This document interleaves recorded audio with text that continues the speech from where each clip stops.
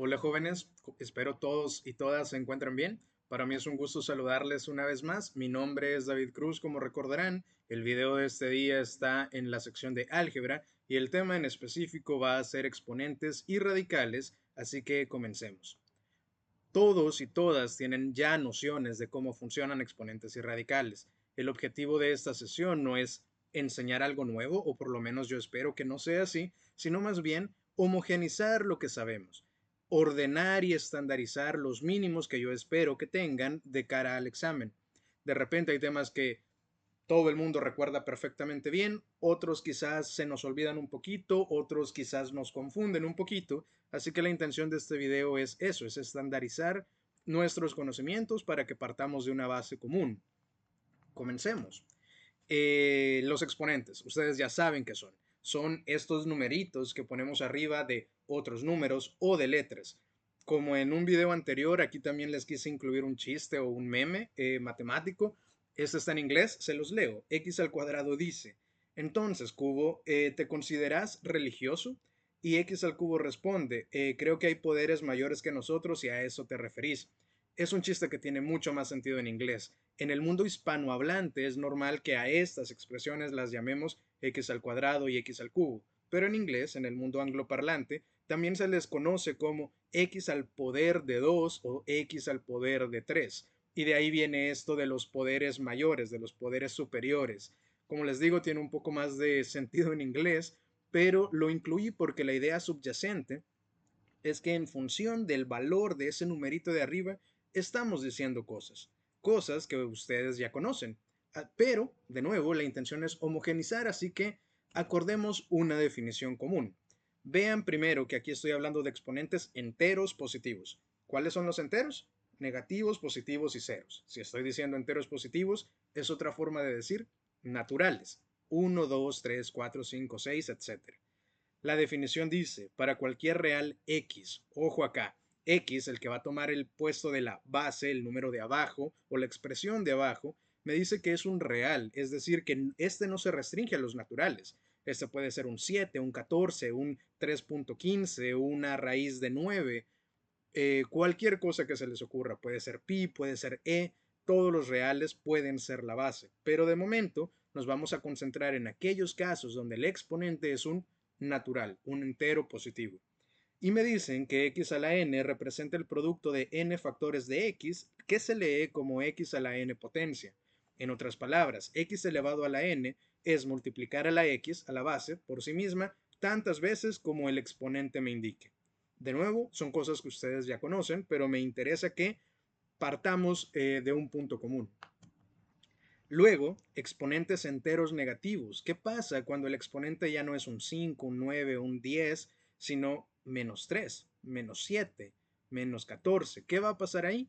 De nuevo, son cosas que ustedes conocen. Me están diciendo que la expresión x elevado a la menos n, donde x una vez más es un real, pero en este caso distinto de 0, representa el recíproco del producto de n factores de x. El recíproco del producto. ¿Qué es eso? No es un concepto que hayamos cubierto en nuestras sesiones y nuestros videos, pero estoy seguro que la gran mayoría de ustedes ha escuchado la expresión.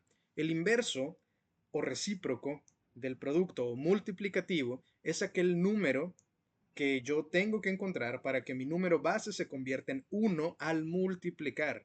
¿Cuál es el inverso multiplicativo del 3? Un tercio. Si yo multiplico 3 por un tercio, queda 1. ¿Cuál es el inverso multiplicativo de 2 quintos? ¿Qué pasa con las fracciones? ¿Por qué cosa tengo que multiplicar al 2 quintos para que se convierta en un 1? Por el inverso. El numerador pasa a ser denominador y viceversa. 2 quintos tiene como inverso multiplicativo 5 medios, ¿sí? Tiene esta noción de darse vuelta. Y eso es exactamente lo que pasa cuando yo veo un negativo en el exponente. Vean acá, x elevado a la menos n es igual a 1 sobre x a la n. La x original está escrita solo como una x, pero ustedes saben que si yo la quiero forzar a hacer una fracción, puedo poner x sobre 1. ¿Qué está haciendo el negativo en el exponente? Darle vuelta. El 1 imaginario que no suele escribir, pero que está ahí, que estaba en el denominador, ahora pasa para arriba, al numerador. Y quito el negativo de abajo. Antes de ver ejemplos, Encontré este otro chiste, de nuevo está en inglés, pero básicamente lo que estamos viendo es un x al cubo hablando con un 1 sobre x⁻3. 1 sobre x⁻3. ¿Qué pasa en ese caso? Piénsenlo, x⁻3 está abajo. Si yo quiero expandir eso, de acuerdo a mi regla, lo que voy a tener es el 1 sobre, y esto, que era un x elevado a la negativo 3, se expande y ahora va a ser una fracción. Va a ser un 1 sobre x al cubo. Cuando tenemos esa fracción compleja, que ustedes ya saben cómo se reducen, al simplificar, ¿a qué voy a llegar? A x al cubo. Es decir, las dos expresiones son las mismas, pero el que está dibujado más pequeño, como simulando ser un niño o una niña, versus el x al cubo que parece un adulto, simplemente está escrito de manera diferente. Y el texto abajo, no sé si se alcanza a leer, dice, recuerda mis palabras, si te quitas el poder negativo, la potencia negativa, eh, podrás podrás llegar a la cima justo como yo. Básicamente lo que está diciendo es somos exactamente iguales, lo único que está cambiando es la forma en la que estás escrito o escrita. Una vez más es un chiste, pero la lógica es esa, que estas dos expresiones son exactamente idénticas, pero se pueden escribir de diferentes maneras. Ahora sí, ejemplos. Vean, 2 elevado a la menos 3, ¿a qué sería igual? A 1 sobre la potencia tal cual está en el original, pero sin el negativo en el exponente. Es decir, 1 sobre 2 al cubo. ¿Qué es 2 al cubo? 8, un octavo. X elevado a la menos 2 va a ser 1 sobre x al cuadrado. Este es muy parecido, es idéntico al del dibujo, al del chiste. 1 sobre m elevado a la menos 3. ¿Qué pasa ahí? El m a la menos 3 que está en el denominador se expandiría creando otra fracción debajo del 1 original que ¿qué va a hacer? 1 sobre m al cubo. En otras palabras, lo que van a tener es una fracción compleja. 1 sobre 1 arriba y 1 sobre m al cubo en el denominador de la fracción general. Cuando simplifican eso, ¿a qué llegan? M al cubo. En otras palabras, ¿qué es lo que provoca un negativo en el exponente? Voltear la fracción. Siempre. Eso nos tiene que quedar claro. Continuamos. Luego tenemos radicales. Ya saben qué son los radicales. Todos empezamos aprendiendo sobre la raíz cuadrada primero, pero aquí en este punto de sus vidas académicas ustedes ya saben que no solo raíces cuadradas se pueden sacar. Podemos sacar raíz quinta, podemos sacar raíz séptima, raíz octava, etc. Antes de empezar a discutir eso, otro chiste. En este caso, el, a ver, se los leo una vez más, está en inglés. La mayoría de los chistes que he encontrado lo están, pero se los leo. El uno entra y dice, querido, dos volvió a la casa después de la guerra, pero se ha convertido en un irracional. Entonces le dice, ¿qué? No puede ser, no dos. Él siempre fue, oh Dios mío. Y luego está con un símbolo radical y lo que dice es que ha sido radicalizado. Un chiste que tiene sentido en inglés, pero también en español, porque usamos la misma expresión radical para hablar de ese simbolito. Ahorita vamos a ver qué implica, aunque ustedes ya lo saben. Primero vamos a hablar de la raíz enésima, porque una vez más, la raíz cuadrada es solo el principio. Ustedes ya saben sacar raíces cúbicas, raíces cuartas, etc. Vamos a decir que una vez más x va a ser un número real, pero vean, en este caso hay una restricción extra para la n. Me están diciendo que n va a ser mayor o igual que 2 y entero positivo. Es decir, que en este caso no puede ser un 1, no va a ser un negativo, no va a ser un 0. ¿Cuáles son los valores admisibles para la n? 2, 3, 4, 5, 6, etc. Si ese es el caso, el primer escenario es que x, el que dijimos que es un real, sea mayor que 0, es decir, positivo. Y además, y en color rojo y bien remarcado, la n es un entero positivo, cualquiera de los que mencioné hace un momento, 2, 3, 4, 5, etc. Entonces me dicen que la raíz enésima de x es el número r positivo tal que al elevar ese r al n me devuelva x. Ahorita vamos a ver ejemplos, puede que suene confuso, pero todos ustedes saben de lo que estoy hablando. Eh, una cosa que quería mencionar, siempre que veamos ese numerito, así como el numerito chiquito al ponerse en las potencias se llama así, potencia o exponente, cuando la n, el lugar que la n está jugando acá, en esa esquinita del símbolo se llama índice. Entonces, en este caso estamos diciendo que es una raíz de índice n, eh, y veamos ejemplos. Raíz cúbica de 8 es un 2. ¿Por qué? Porque el 2 al elevarse al cubo, al elevarse a la potencia de 3, 2 por 2 por 2, reproduce un 8. ¿Sí? Recuerden que cuando el índice es un 2 no se escribe. Cuando hay ausencia de un valor ahí, todos sabemos que hay un 2 que nunca se escribe y es una raíz cuadrada, una raíz de índice 2 de 169 es 13. ¿Por qué? Porque 13 elevado a la potencia de 2, 13 al cuadrado, me devuelve el 169. La raíz cuarta de 81 es 3, porque 3 por 3 por 3 por 3 da el 81 original. Ahora bien, fíjense, aquí estoy sacando raíz cúbica, raíz cuadrada y raíz cuarta de números positivos, que es el escenario que me están pintando. Pero ¿qué pasa cuando la cantidad subradical, el número debajo del símbolo, que en este caso son 8, 169 y 81, ya no es positivo, sino negativo? Pueden pasar dos cosas. Primero, que x sea negativo, que x sea menor que 0, como lo estoy remarcando ahí, y vean en color rojo, n, el índice del radical, es un entero positivo impar, ¿sí? ¿Cuáles son los enteros positivos impares? Dijimos que n es de 2 para arriba, así que el primer entero positivo impar que puede ser válido para la n es 3, 5, 7, 9, 11, 13, etc. En esos casos, la raíz enésima tiene la misma forma que la anterior, aquel número que multiplicado por sí mismo tantas veces como el índice impar me indique, me devuelve el original. Ejemplos: la raíz cúbica de menos 27 es menos 3. ¿Por qué? Porque menos 3 por menos 3 da 9 positivo, ley de los signos. Pero el tercer negativo 3, al multiplicarse, lo vuelve a convertir en negativo. Por eso es importante que sean impares, porque si ustedes tienen un negativo elevado a una potencia impar, es decir, multiplicado por sí mismo un número impar de veces, siempre me garantiza que el resultado final será negativo. Menos 3 por menos 3, 9 positivo. Pero por menos 3 otra vez, volvemos al negativo 27. Raíz quinta de menos 32 es menos 2. Si yo elevo menos 2 a la quinta, el hecho de que ese 5 sea impar garantiza que el resultado será negativo. Raíz novena de menos 1, menos 1. Como ya podrán anticipar, el tercer caso es cuando de nuevo x es negativo, pero ahora n es un entero par. Raíz cuadrada de un negativo, ¿qué pasa? Ya todos sabemos eso. No es un número real. La raíz cuarta de menos 16 no existe, porque las opciones serían 2 o menos 2, pero en ambos casos, 2 y menos 2 elevado a la cuarta por ser un número par, me va a devolver un 16 positivo. Es imposible encontrar un número que multiplicado por sí mismo 4 veces quede negativo.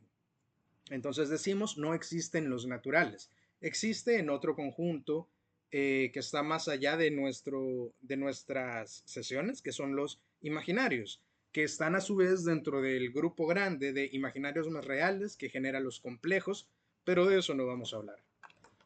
Raíz cuadrada de menos 4, tampoco existen los reales. Raíz octava de menos 1, tampoco existen los reales.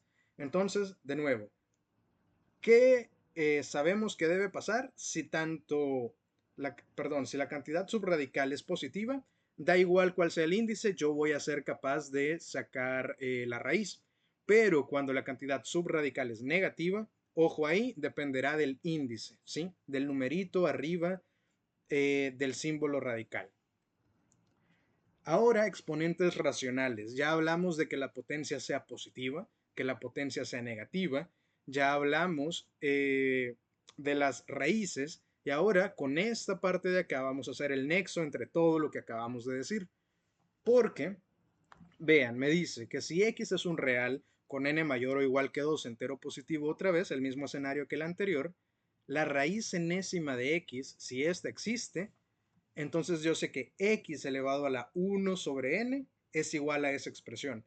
Ojo acá, aquí estamos viendo la idea que amarra todo lo que acabamos de discutir, la conexión que existe entre exponentes y radicales, que no son más que la misma cosa.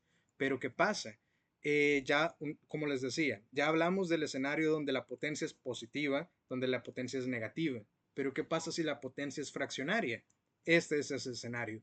Cuando el exponente se escribe como una fracción, yo puedo reescribirla como un radical, donde el denominador de esa fracción que está flotando ahí arriba va a ser mi índice, ¿sí? Vean acá, esta n pasa a ser este índice.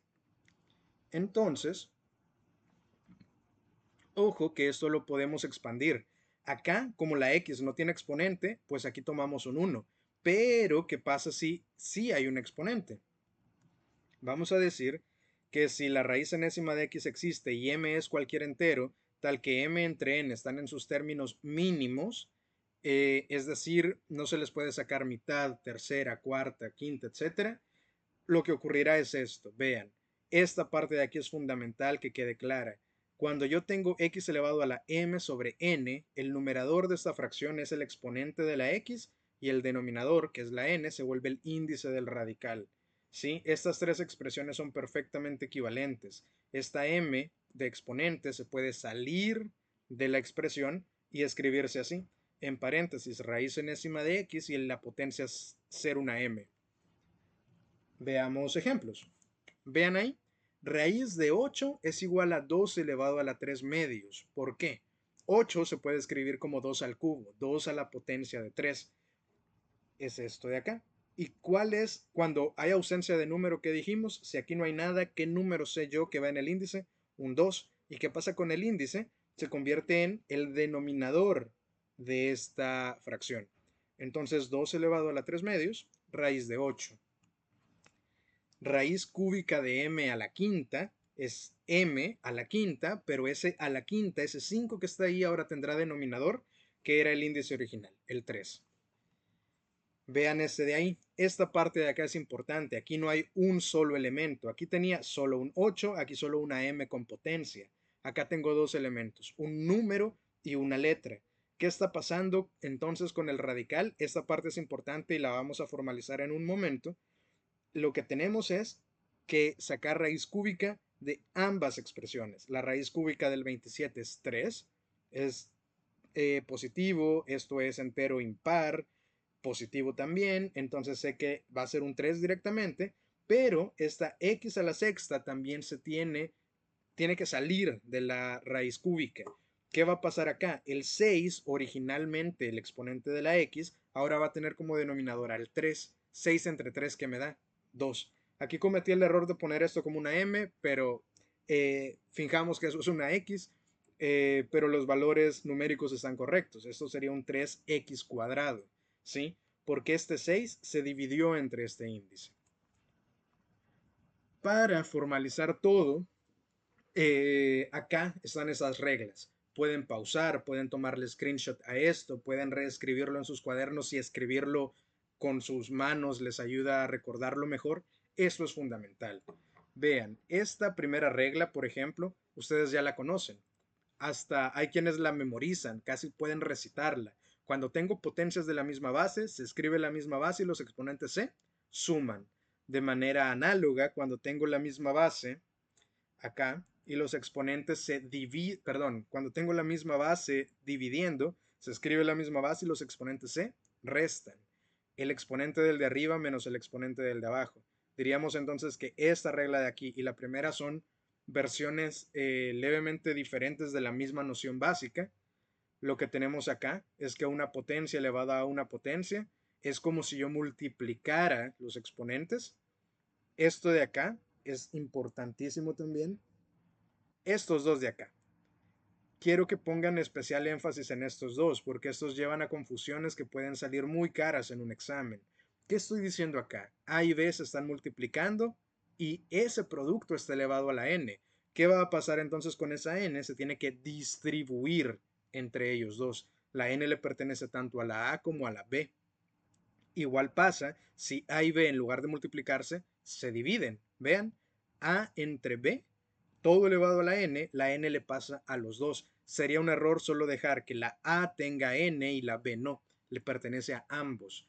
Entonces, estos dos de acá, ¿por qué les digo que es importante? Porque hay gente que confunde y consideran que las potencias son distribuibles no solo en producto y cociente, no solo al multiplicar y dividir, sino también al sumar y restar. Y ese es un grave error. De hecho, estoy seguro que muchos de ustedes recuerdan cómo sus profesores debieron ser súper enfáticos en el caso más clásico de todos. A más B, sumando, no multiplicando, no dividiendo, sumando, elevado al cuadrado. A más B al cuadrado no es A al cuadrado más B al cuadrado, eso es un error. Ahí en medio falta un término de los productos notables que ustedes han tenido que aprender. ¿Por qué? Porque las potencias son solo distribuibles sobre el producto y el cociente, al multiplicar y dividir y nada más. Ojo con eso. Y por último, acá tenemos la regla que ya habíamos hablado de las potencias enteras negativas. Y vean, para los radicales partimos de la idea básica de estas dos expresiones que son las que ya discutí, la traducción de un formato al otro, cómo traducir de una potencia fraccionaria a una expresión radical. Esta de acá es una extensión de la anterior, era lo que les decía, que la m puede salirse de la cantidad radical, dejar el radical con su índice en un paréntesis y la m totalmente afuera, no hay ningún problema ahí. Y veamos cuáles son los elementos que no habíamos discutido. Estas tres de acá, centrémonos en estas dos. Vean, esta y esta.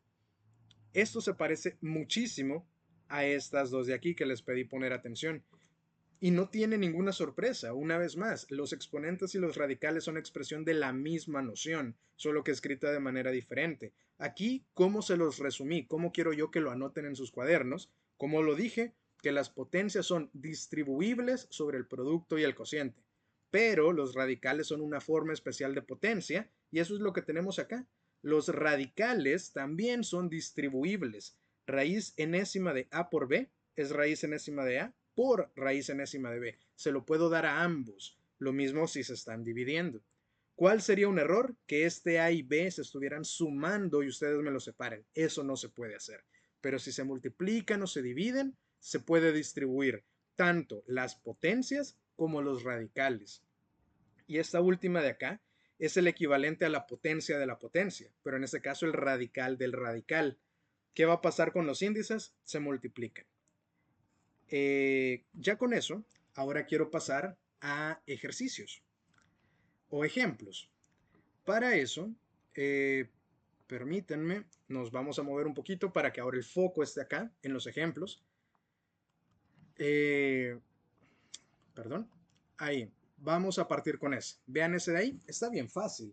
Todos los elementos tienen la misma base, y al cubo, a la menos 8 y al cuadrado. De acuerdo a las reglas que acabo de discutir, ¿qué va a pasar acá? Si tengo potencias de la misma base multiplicándose, ¿qué dijimos? Se escribe la misma base y los exponentes se suman. Pero ojo que al sumar yo tengo que respetar los signos. Este 8 estaba negativo, pues voy a respetar eso. Y yo sé que más por menos da menos, así que eso se convierte en un 3 menos 8, que da menos 5, más un 2, que da menos 3. ¿Sí? Ahora, en algunos casos se les pide que expresen todas las respuestas sin negativos en las potencias, en los exponentes. Ya sabemos traducir eso. Ya sabemos que es un 1 y se tira para abajo la original sin el negativo. 1 sobre y al cubo. Número 2. Vean este de acá. Este me interesa también bastante porque puede tornarse confuso. Alguna vez en mis clases, cuando yo era profesor de la ESEN, recuerdo que hubo alguien que estos de aquí me los multiplicó. Este 7, no solo por el 4, sino también por P, sino también por Q. Y de ahí ponía un más. Y ahora el P al cubo por los 3 más. Ahora el Q por los 3. Eso es un error. Eso se tendría que hacer si estas expresiones al interior de cada paréntesis estuvieran sumando. No es el caso. Eso es un producto, esto es un producto. Yo puedo quitar los paréntesis y que todos se multipliquen juntos y lo único que tengo que hacer es asociar los comunes, los números con los números, las P's con las P's, las Q's con las Q's, de esta manera. 7 por 4, P al cubo por P a la menos 5 y Q a la menos 1 por Q al cuadrado. ¿A qué me va a llevar eso? 7 por 4 es 28. Esos dos de aquí, 3 menos 5 es menos 2. y menos 1 más 2 es 1. Ahora bien, ¿qué hacemos con este menos 2 de aquí? Ya sabemos que lo tiramos para abajo, dejando positivo su exponente. Por último, vean ese de ahí. Ese está un poco más interesante, porque aquí sí ya estoy sumando. Entonces, ¿qué les decía? Que la potencia de afuera se puede distribuir cuando los de adentro se multipliquen o se dividan, pero aquí se están sumando, así que tengo que desarrollar esa suma. Primera cosa, a elevado a la menos 1, ¿cómo va a quedar? Ya sabemos que va a ser 1 sobre a la 1, que se escribe solo como a, y exactamente lo mismo para la b, ¿sí? Esta sería la expansión. Ahora tengo que hacer esta operación. Esto no lo discutimos aquí, esto lo discutieron en un video anterior, cómo sumar fracciones, así que ustedes ya saben hacer eso, me voy a saltar esa parte y yo espero que todos y todas sepan cómo llegar a más b sobre a por b, que es la respuesta. Ahora sí, ¿qué pasa con este exponente? ¿Cómo hacemos con esto? ¿Qué les explicaba hace un momento? Que siempre que tengamos un negativo en el exponente, eso que implica que la fracción se da vuelta, que el 2 tercios se convertiría en un 3 medios, que el 1 quinto en 5 sobre 1. Pues aquí igual, a más b, que es el numerador, va a pasar para abajo y el producto, la multiplicación, para arriba. De esta manera, ¿sí? Vean, le di vuelta a la fracción y me quité el negativo del exponente. ¿Hasta ahí todo bien? ¿Cuál es el último paso? ¿Qué pasa con una potencia fraccionaria? Es un radical. Este 3, ¿qué papel va a jugar ahora?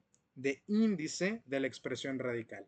En otras palabras, raíz cúbica de a por b sobre a más b. ¿Sí? Y para terminar, jóvenes, esta sección yo la titulé Me quedó claro.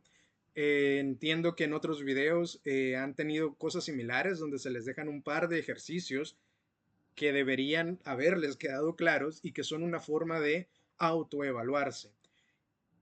Para esta sección, una vez más, pueden pausar e intentar hacerlos, pueden tomar screenshot, pueden hacerlo en sus cuadernos, porque estos no los vamos a discutir acá, los vamos a discutir en la sesión presencial.